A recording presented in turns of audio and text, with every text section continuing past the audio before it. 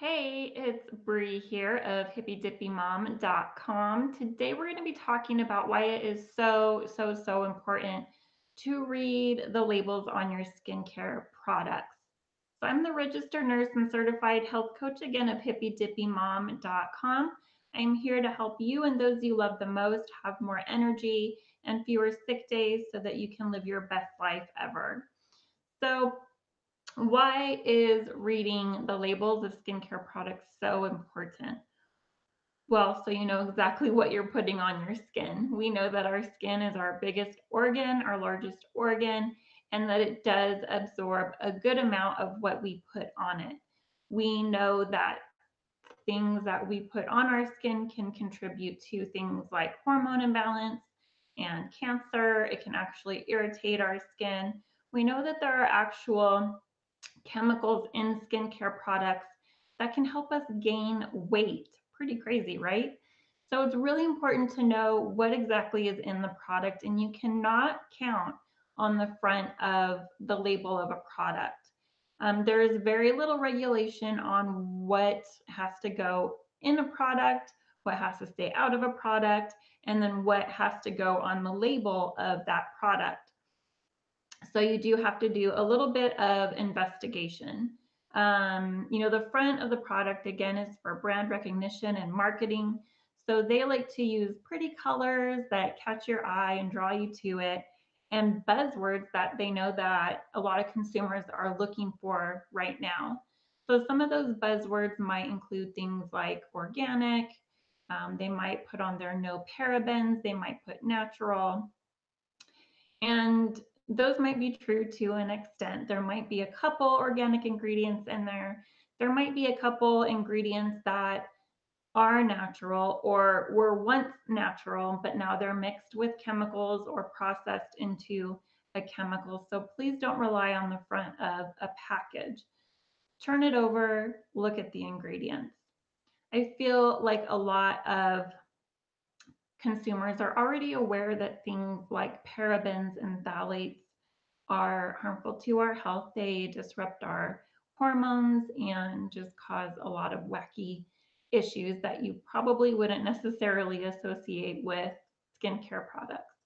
So I'm just going to take it kind of one step further and share a couple more ingredients that you may not be aware of. So the first one is fragrance.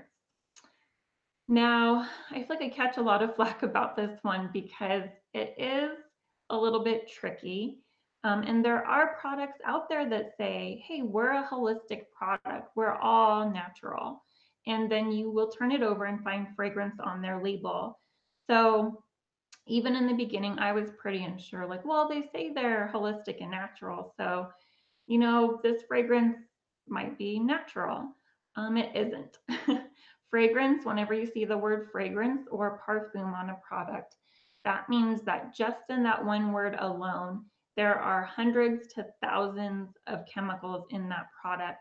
And that is one of the things that is not regulated. So the manufacturers do not have to disclose what they're using to create that fragrance. So even if a fragrance is from something natural, if they don't list, let's say, for example, they say their fragrance is from essential oils. If you don't see the actual botanical essential oil name on there, then it is no longer an essential oil when they're using it for fragrance. They've either again mixed it with chemicals or turned it into a chemical. So the easiest thing to do is just to avoid any product that has the word fragrance on it. The next ingredient that I'm going to talk about is usually listed as the abbreviation PEG. So that stands for polyethylene glycol. Now, there are kind of two things that are bad about this ingredient. One, I have found it on products, again, that are claiming to be organic and natural. And two, it is a plastic. And we know that all plastics, no matter what, are bad for us, that they contain chemicals, they again can disrupt our hormones and can be possible carcinogens. PEG is known as a possible carcinogen. The second bad thing about PEG is that it is an enhancing agent. So, meaning that whatever other chemicals are in that product, it is helping those chemicals get into your body faster and more of them get in your body. So, so again, even if the product on the front says organic and natural, any of those other cool buzzwords, and you see PEG on the back, it's just best to avoid it. Another word, and this is the last one I'll cover for today, is polymer. So you might actually see this in different words, like a copolymer or something else where the word just ends in polymer. So again, a polymer is a plastic, and plastics, no matter what, are bad for us. They're also really bad for the environment. And when we're using skincare, it's eventually getting washed down the drain.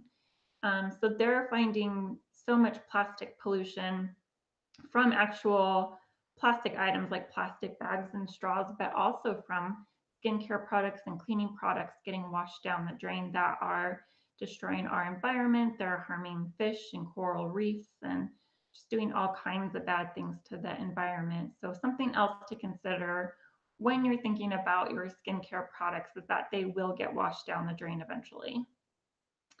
So again, those three ingredients that you want to be sure you're looking for on the ingredient list to avoid is fragrance, PEG, and anything ending with polymer. And I do have a 5-step worksheet available for you for free that will help you get more into non-toxic skincare, recognizing what is toxic, what to use instead. So I will link to that below. Let me know if you already practice some of these, if you're already looking for some of these keywords on the ingredients, or if this is all new information to you. That's it for today. Take care.